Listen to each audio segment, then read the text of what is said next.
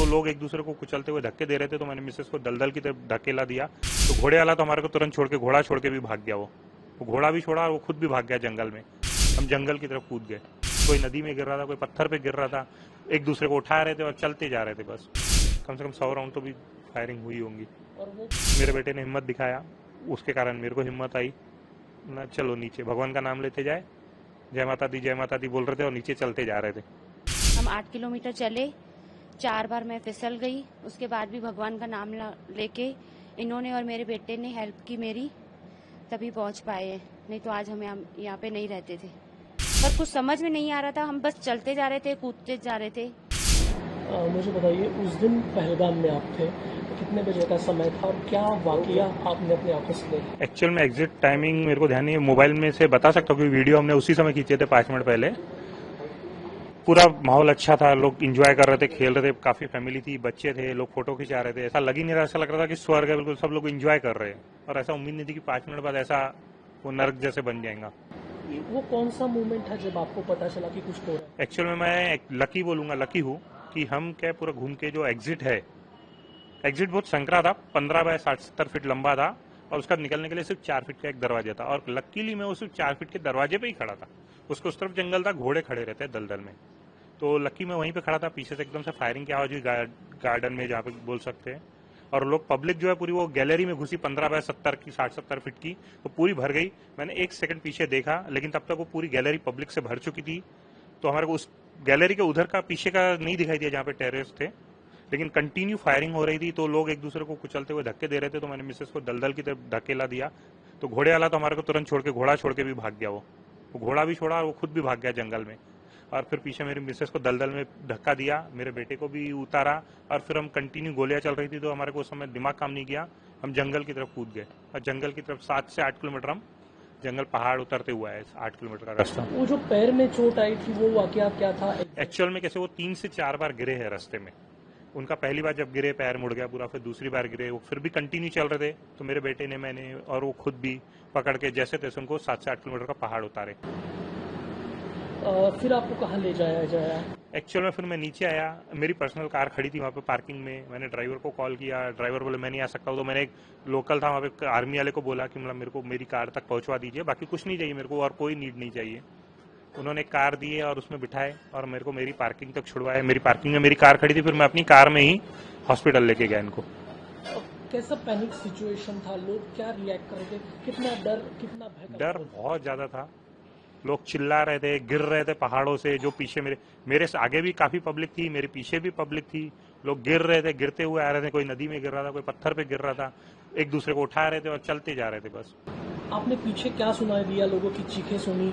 एक बंदा मेरे बाजू में आया, रो रहा था, बहुत ज्यादा रो रहा था, वो यानी सिचुएशन के कंट्रोल के बाहर था उसको। तो मैंने बोला, उसको बोला रुक रुक रुक। मेरे भाई को बोले मेरे सर में गोली मार दी, बोले मेरे सामने, बोले मैं अपने भाई के लिए रुका भी नहीं, बोले। लोग जो बता रहे हैं कि धर्म पूछा गया, नहीं वो मेरे को मालूम नहीं, क्योंकि मैं एक्चुअल में एग्जिट गेट पे खड़ा था ना, ये उसमें लंबी गैलरी है 15 बाय 60-70 फीट की, उसके पीछे गार्डन है 60-70 फीट की गैलरी के पीछे, ये टेरेस वहां पे थे। और गैलरी पूरी पब्लिक से भर चुकी थी, क्योंकि सब निकलने को देख रहे थे। अंदर जो 400-500 की पब्लिक थी वो निकलने को देख रही थी, सब भागने को देख रहे थे, जिसको जहां रास्ता है वो भागने को देख रहा था। तो हमारी जो गैलरी थी पूरी भरी हुई थी, पीछे का नजारा देख नहीं रहा था। और मैंने एक बार के पीछे दोबारा देखा भी नहीं पलट के, पूरा पहाड़ उतरने तक हमने पीछे देखे ही नहीं, गर्दन घुमा। इससे कुछ पता है, आइडिया? 1 से ज्यादा होगा, क्योंकि कंटिन्यू गोलियां चल रही थी। कितने देर तक गोलियों का आवाज आपने सुना? काफी देर चली, कम से कम 100 राउंड तो भी फायरिंग हुई होंगी।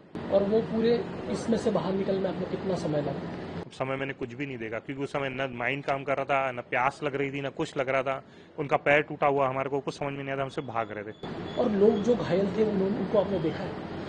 घायल मीन सब घायल होने के बाद भी भाग रहे थे, कोई रुक नहीं रहा था, क्योंकि रुकना मतलब पीछे से कहाँ गोली लगेंगी मालूम नहीं। तो सबको लग रहा था भाई सेफ नीचे पहुंचना है हमारे को, जब तक सेफ नहीं होंगे, जंगल में कोई सेफ्टी तो थी नहीं, नीचे पहुंचना है। भले लोग गिर रहे थे, कोई लेडी गिर रही थी, फिर कोई उठा रहा था, कोई गिर रही थी, कोई उठ रहा था, फिर लेकिन चलते जा रहे थे।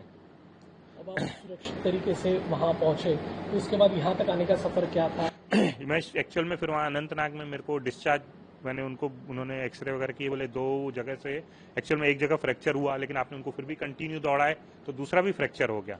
अब इनको बोले आप प्लास्टर वगैरह करना पड़ेगा, यहाँ पे ट्रीटमेंट आपको लेना पड़ेगा। मतलब मैं यहाँ पे ट्रीटमेंट लूंगा नहीं, मेरे को एक्चुअल में अपनी सिटी जाना है। तो मतलब आपकी परमिशन है क्या डॉक्टर? बोला मैं जा सकता हूँ क्या? बोले हाँ आप ट्रेवल कर सकते हैं, हम प्लास्टर वगैरह चढ़ा के दे देंगे और आपको दवाई या इंजेक्शन दे देंगे और आप जा सकते बोले, लेकिन आपको ट्रीटमेंट आपके शहर में जाके लेना पड़ेगा। बोला ठीक है, मैं वहाँ जाके लूंगा। फिर मैं श्रीनगर अपनी खुद की कार में ही आया, कुछ नहीं, हम खुद ही कर रहे थे सब।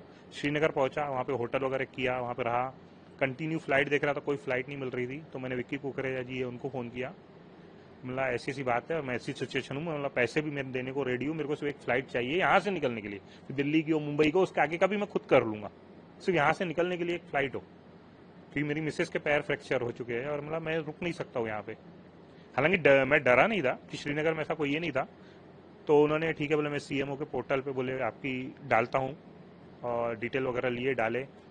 और उसके बाद में फिर मेरे को मुंडे जी कोई है, उनकी कॉल आई, थोड़ी देर में ही आ गई कॉल। और फिर उन्होंने कंटिन्यू मेरे को कॉल कांटेक्ट में, रात के 1 बजे तक मेरे कांटेक्ट में थे। वो मेरे से पूछ रहे थे आप कैसे हो, क्या हो, आपको फ्लाइट की टिकट मिली? हमला हाँ मिल गई, आपने टिकट दे दिए।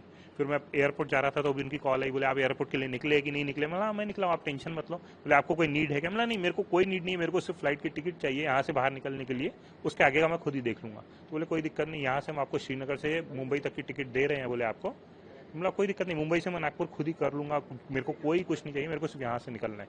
पूरा वाकया, ये पूरा इंसिडेंस आपके दिमाग में अभी भी होगा, कितना आपको डर लगा था और क्या महसूस कर रहा हो अभी यहाँ आने के बाद? नहीं, उस मेरे को एक्चुअल में वही सिर्फ एक नज़ारा है जो लोग एंजॉय कर रहे थे 5 मिनट पहले, जो नज़ारे थे वो नज़ारे और बात का माहौल बहुत अलग हो गया था, कुछ समझ में नहीं आ रहा था। बाकी उस समय तो एक ही था कि फैमिली को नीचे लेके जाना है, सेफ करना है और इनका ट्रीटमेंट करवाना है, बस यही लग रहा था। उस समय क्या महसूस किया कि आपने? एक्चुअल में मेरे को सबसे पहला डर तब लगा जब गोलियां कंटिन्यू चल रही थी, डर लग रहा था, काफ़ी डर लग रहा था। लेकिन मेरे बेटे ने हिम्मत दिखाया, उसके कारण मेरे को हिम्मत आई ना, चलो नीचे भगवान का नाम लेते जाए, जय माता दी बोल रहे थे और नीचे चलते जा रहे थे। अभी भी खौफ है उस चीज का, आंखों के सामने वही गुजर रहा है जो देखा है हमने।